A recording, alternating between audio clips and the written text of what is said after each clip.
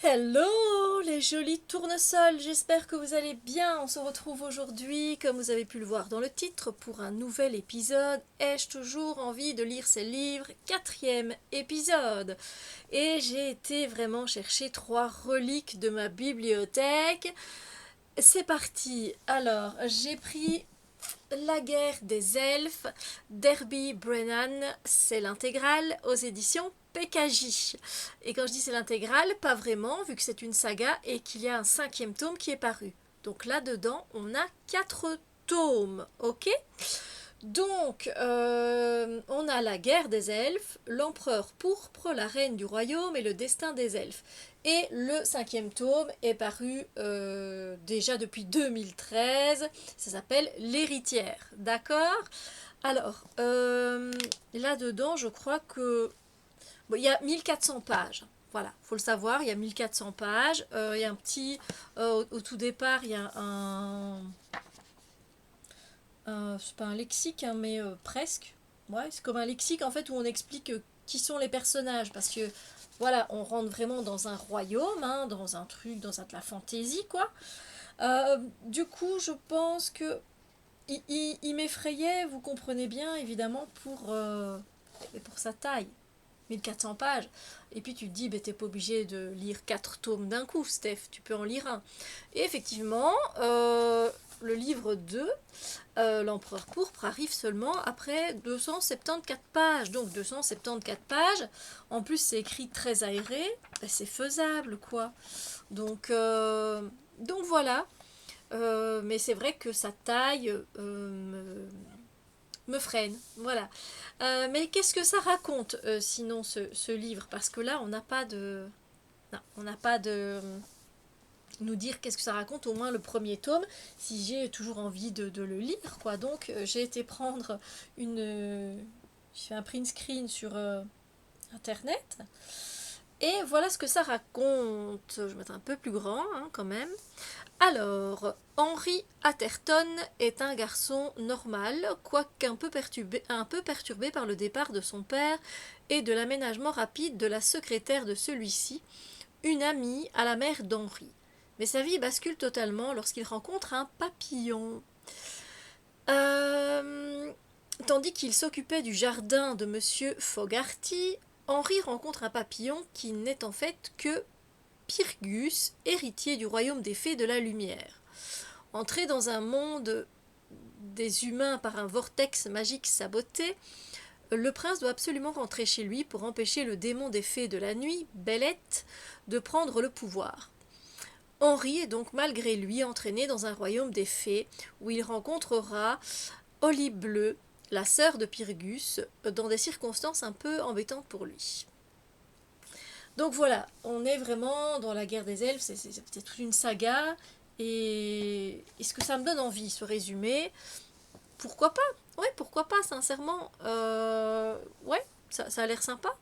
Et puis quand je vois que c'est aéré, que c'est écrit de façon aérée, la couverture elle est magnifique.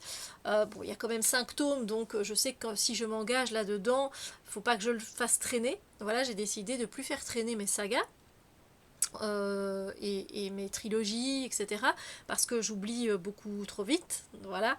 Même en laissant des notes, hein, quelque part, à un moment donné, l'esprit il a tellement lu autre chose que, voilà, il n'a plus tous les éléments en tête. Donc oui, j'aimerais bien commencer à lire ce livre, mais il faudra que je sois disciplinée. On va dire ça comme ça. Bon, de un.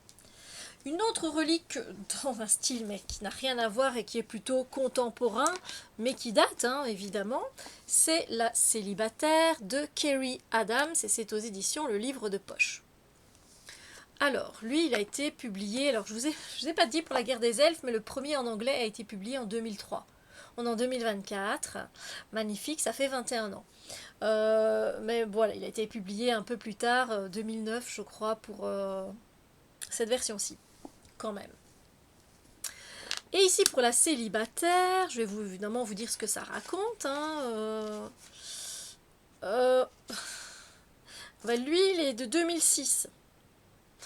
Je vous dis que c'est des reliques, hein, que j'ai été chercher. D'accord. Alors, et c'est marrant parce que le nom qu'il est mis, c'est vraiment pas... le- Enfin, le nom, c'est pas du tout le même. Le titre, c'est The Godmother. Et The Godmother, c'est... je sais pas, la fée marraine, ou c'est pas c'est la marraine de Godmother, je crois. Bref, la célibataire. Qu'est-ce que ça nous raconte? Ça a combien de pages? Ça a l'air d'être écrit, écoutez, plus ou moins aéré. Voilà. C'est un livre de poche qui fait quand même 600 pages. Hein. Voilà. 600 pages. Donc moi, je considère qu'à partir de 500, c'est des beaux bébés. Voilà. Et donc, le mariage, les enfants, non merci, à 36 ans, Tessa King a choisi. Elle préfère sa vie de célibataire, ses virées shopping et ses aventures d'un soir. Tout le monde l'adore et envie sa liberté, sa joie de vivre et son humour décapant. Égoïste, Tessa? Pas du tout. Elle est la marraine idéale. Ah, c'est pour ça que c'est Godmother, voilà. Toujours présente en cas de coup dur. Confidente de Caspar qui fume des joints en cachette, babysitter occasionnel de la petite Cora ou des jumeaux, elle est maman en pointillé et ça lui suffit. Jusqu'au jour où les parents des jumeaux meurent dans un accident de voiture, elle n'a pas le choix, elle doit assumer le rôle de maman à plein temps et mettre entre parenthèses sa vie de célibataire. Adieu l'insouciance, bonjour les couches culottes, pile quand elle était sûre d'avoir enfin rencontré l'homme de sa vie. Écoutez, ça me dit quelque chose, j'ai l'impression en fait que j'ai déjà vu le film. En lisant voilà, le résumé là maintenant, je suis sûre d'avoir vu le film. Je suis sûre qu'ils l'ont adapté. Euh, et je me souviens que c'était un très beau film et que c'était très touchant. Donc, ben oui, je veux bien le lire du coup. Ouais, ça me donne envie de le lire, bien sûr. En plus, elle a un humour décapant, etc. Donc, et je crois qu'en fait, si je me souviens bien, sans spoiler trop, mais je pense qu'avec le gars sur qui elle va tomber, en fait, c'est le parrain, je crois, des enfants. Euh, voilà.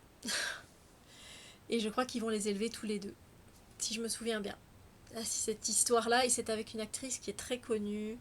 Je vais pas retomber, je retombe pas dessus. Je vais là tout de suite, non, je reviens pas dessus. Mais bon, je, je vais me permettre de faire une pause et d'aller voir sur le GSM quand même. J'ai cherché au moins 5 minutes, j'ai pas trouvé. J'ai pas trouvé, mais clairement ça fait écho en moi avec un film avec une blonde. Elle est jolie cette nana et le gars aussi, il est connu. Mais voilà. En tout cas, la célibataire, est-ce que j'ai envie de le lire? Oui. Donc peut-être un peu plus facilement que celui-ci, mais si je divise en différents tomes, voilà, que je suis de... Allez, go, Steph, on y va. Ben oui, évidemment.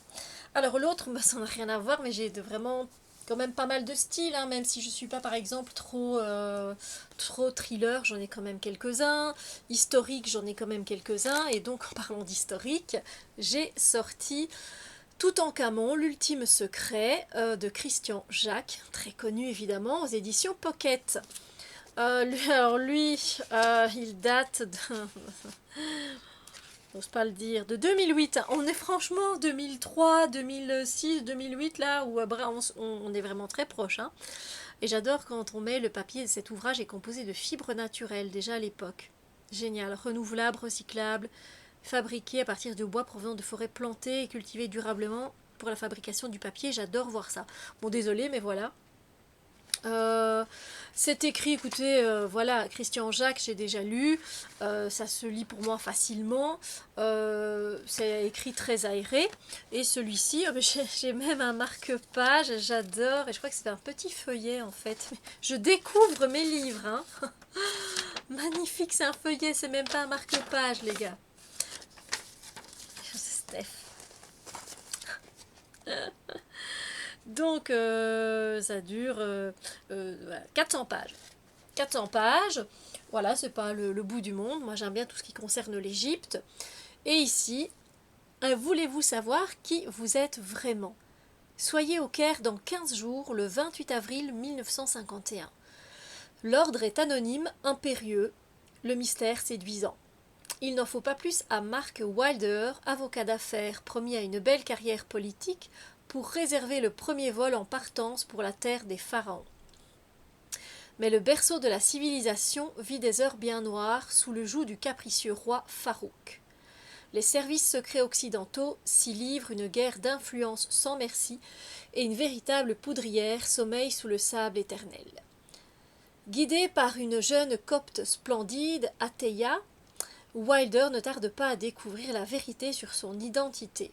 Secrètement mandaté par le dernier représentant des prêtres d'Amon, bravant une malédiction séculaire, l'avocat se voit confier l'ultime secret de Toutankhamon, le roi au masque d'or, un secret dont dépend le sort de l'Égypte. Voilà, moi en plus on met cette histoire à la saveur d'un Indiana Jones, là, ça y est, vous m'avez vendu le truc. Hein. Donc voilà, un des grands succès de Christian Jacques. Ben oui, j'ai envie de le lire, oui, évidemment. Moi, tout ce qui m'emmène dans l'histoire, mais avec les pharaons, etc., l'Égypte ancienne, je suis preneuse. Donc clairement, sur les trois, même si franchement ils datent et qu'ils ont quasiment presque tous 20 ans, ou un peu moins, 15-20 ans, eh ben j'ai tous envie de les lire. Voilà. C'est un peu plus dur celui-là parce que il faut juste que je mette un petit stickers quoi, pour démarquer. Et je vais me dire, bah, 274 pages, Steph, c'est moins que ceux-là. Donc, voilà. Donc, oui, j'ai toujours envie de lire ces livres et ça fait plaisir. Parce que quand on se dit que ça fait longtemps qu'ils sont dans la bibliothèque, ben, on n'ose pas les ressortir, vous voyez, donc voilà. Sur ce, j'espère que cet épisode vous a plu. N'hésitez pas à me dire ce que vous pensez de celui-ci ou encore de celui-ci. Les avez-vous lus? Est-ce que ça vous parle? Est-ce que ça vous tente? Bref, j'adore papoter avec vous dans les commentaires. N'hésitez pas à mettre un like si vous avez aimé cette vidéo, à la partager évidemment, ça me ferait plaisir, et puis de vous abonner si ce n'est pas encore fait. Et sur ce, évidemment, je vous donne rendez-vous pour une autre vidéo très bientôt. Bisous lumineux!